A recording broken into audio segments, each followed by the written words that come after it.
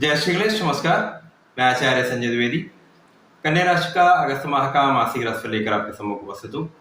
ये राशिफल आपके चंद्र राशि पर आधारित है। जिन लोगों का कन्या लग्न है उनको भी ये राशिफल अवश्य देखना चाहिए। अगस्त माह के प्रारंभिक समय में जो ग्रहों की स्थितियां वो इस प्रकार होंगी। कन्या राशि के द्वितीय भाव में केतु का गोचर चल रहा होगा। पंचम में शनिदेव होंगे। सप्तम में गुरुदेव बृहस्पति का गोचर चल रहा होगा, जो कि वक्री अवस्था में आ चुके होंगे। अष्टम भाव में राहु के साथ मंगल की युति होगी।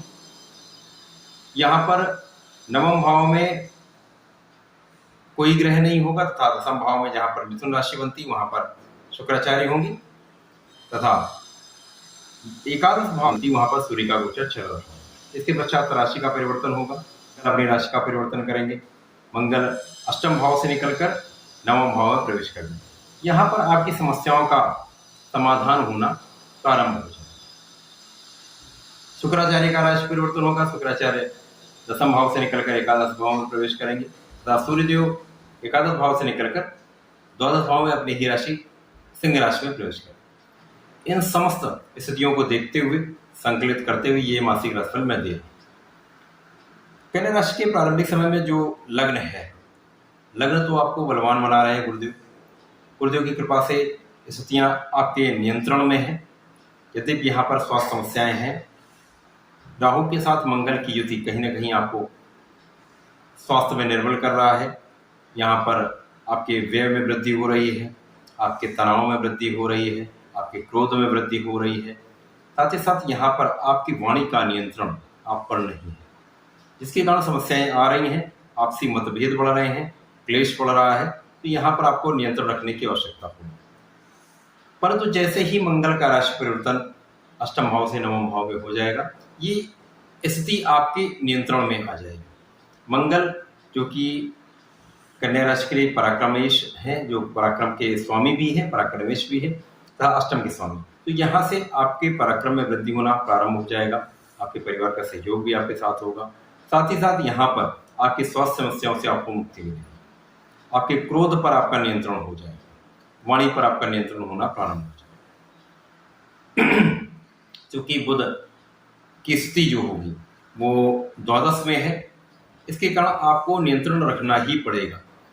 लग्नेश का द्वादश में होना कहीं ना कहीं आपके स्वास्थ्य में निर्बलता लाता है, आपके व्यक्तित्व में निर्बलता लाता है। तो यहाँ पर आपको बहुत नियंत्रण के साथ अपने समय को निर्धारित करना है, समय के साथ चलना है, समय के अनुरूप ही अपने आप को ढालना पड़ेगा। द्वितीय भाव का जो केतु है, जहां पर राहु की दृष्टि का प्रभाव है, धन आते हुए भी धन का संचय नहीं होने पा रहा है। धन लाभ तो होगा, अचानक धन की प्राप्ति होगी, परंतु यहाँ पर धन संचय की संभावना कम से कम है। शनिदेव पंचम में आ चुके हैं। पंचम में जब शनिदेव होंगे तो यहाँ पर चूंकि कन्या राशि के लिए कारक भी हैं, पंचमेश तथा षष्ठेश हैं। पंचमेश षष्ठेश का पंचम में होना, ये स्थिति आपके लिए अनुकूल है। यहाँ पर शनिदेव होंगे तो निश्चित रूप से आपका ये भाव प्रबल होगा, जहाँ पर संतान का भाव है। संतान के सुख में वृद्धि होगी। यहाँ आपका शिक्षा का भाव अच्छा रहने वाला है, शिक्षा में प्रगति होगी। निश्चित रूप से यहाँ पर आपकी शिक्षा अच्छी रहने वाली है। शनिदेव होंगे तो गुरुदेव के साथ इनका संबंध बनेगा, तो यहाँ पर कुछ वैराग्य की स्थिति आ सकती है। परंतु गुरुदेव यहाँ पर सप्तम भाव में है, तो इन्होंने स्थितियों को बैलेंस किया हुआ। विरक्ति की स्थिति नहीं आएगी, लेकिन आपसी वैवाहिक संबंधों में आपसी मतभेद के साथ साथ कुछ नीरसता अवश्य आ सकती है। साझेदारी का भाव प्रबल होगा, साझेदारी से आपको लाभ भी मिलेगा। शनिदेव आपके लाभ में प्रबलता ला रहे हैं। सूर्य तथा शनिदेव का सीधा संबंध, दृष्टि संबंध जो बन रहा है, वो लाभ में निश्चित रूप से वृद्धि करेगा। यहाँ पर कुछ कठिनाई अवश्य हो सकती है। अपने कार्यक्षेत्र में आपको बहुत सोच समझ कर निर्णय लेना होगा, परंतु लाभ निश्चित रूप से आपके बढ़ने वाले हैं। आपको धन का लाभ भी होगा, आपके कार्यक्षेत्र में प्रगति भी होगी। शनिदेव का राहु के साथ जो संबंध बन रहा है, ये संबंध जो होता है ये कहीं ना कहीं क्षय कराता है। तो धन के भाव पर शनिदेव की दृष्टि का भी है, धन तो बढ़ रहा है, परंतु राहु के साथ जो संबंध, दृष्टि संबंध बन रहा है, इसके साथ धन का अपव्यय भी बहुत होगा। पति संपत्ति का लाभ अभी आपको नहीं मिल पा रहा है, अभी संभावनाएं कम है, तो आपको यहाँ पर धैर्य रखना होगा। गुरुदेव की स्थिति बहुत प्रबल है, जो आपको पूरा संभाले हुए हैं। गुरुदेव की कृपा से लाभ की मात्रा भी बढ़ रही है, आपका स्वास्थ्य में भी सुधार हो रहा है। यहाँ पर गुरुदेव की ऐसी स्थिति है जिसके कारण कार्यक्षेत्र से भी संबंध बन रहा है, आपके लग्न से भी संबंध बन रहा है, आपके सुखों से भी संबंध बन रहा है।